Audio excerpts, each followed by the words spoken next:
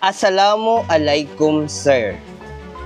Regarding dun sa post ninyo about medical assistance sa Cotabato po, specifically sa CRMC hospital bills.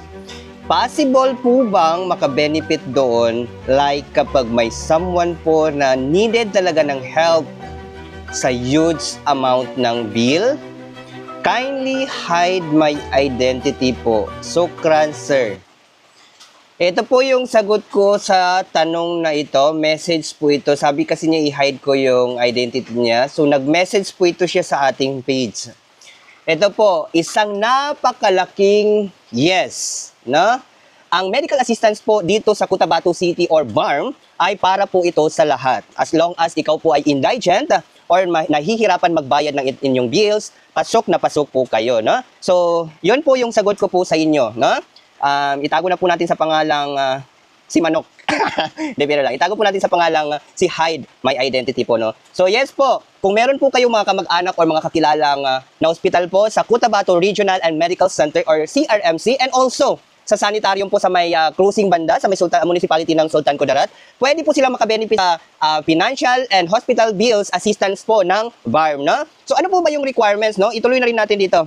Ano ba yung requirements kapag kayo ay hihingi ng tulong, no? So ito po yung mga dapat po ninyong i-prepare kung maghingi po or hihingi po kayo ng tulong sa hospital bills financial assistance ng BARM, no? So unang-una po dapat po meron na po kayong partial or final bill, no? So kung sakaling hindi pa po kayo bababa at gusto niyo na pong humingi ng tulong, partial bill po muna, no? Pero kung bababa na po kayo, final bill na po, no? Na makukuha po ito kapag nasa CRMC po kayo. So punta lang po kayo sa billing, sa baba po, sa ground floor po ito ng CRMC. Pangalawa po, ang medical abstract. Alam niyo po, pag maghingi po kayo ng tulong sa tawag dito, sa mga offices, mga MPs, no, sa kay Bruce Matabalo, Mayor Bruce para sa lahat, or kay Baydempol, Tingog, or kung anumang offices na merong program na financial or hospital bill assistance, kailangan nyo pong mag-request ng medical abstract po sa CRMC. So 5 days po ito bago makuha, kaya dapat agahan po ninyo ang pag-request nyo bago kayo bababa. So of course, kung sakali naman pong kayo ay nabigyan ng private doctor or nalagay po kayo sa semi-private,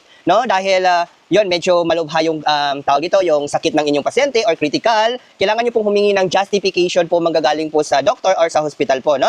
So kailangan po yon. So of course, kailangan nyo rin pong kumuha ng barangay certificate certifying na ikaw po ay indigent, no? So makukuha po ito sa inyong barangay, no? Kailangan po ito, part po siya ng requirements po, no? Ano pa po ba?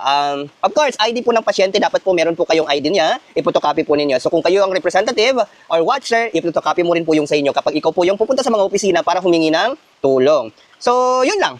Unang-una